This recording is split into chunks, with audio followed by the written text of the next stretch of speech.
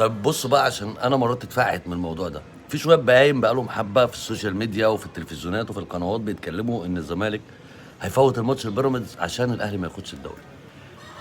فده هري بصراحه، يعني المشكله ان هم ناس، يعني هم اهلاويه وناس المفروض ان هم اشتغلوا في الكوره وناس قامات رياضيه، فعيب. ليه؟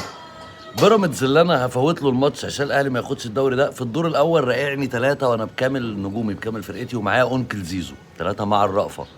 بيراميدز ده اللي انا فوت له الماتش، انت لعبت ماتشين يا عره اتعادلت معاه فيهم وهو بيلعب ب 10 لعيبه.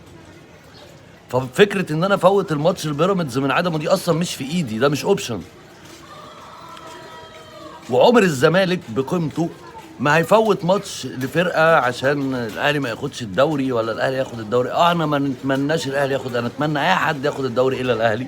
كيان فاسد ما بياخدش بطولته بمجهود او بشرف، فانا ما اتمناهوش يكسب. والله لو هيكسبها بشرف وبتعبه هفرح له، لكن ما بيكسبش بشرف، فانا ما بتمناهوش يكسب.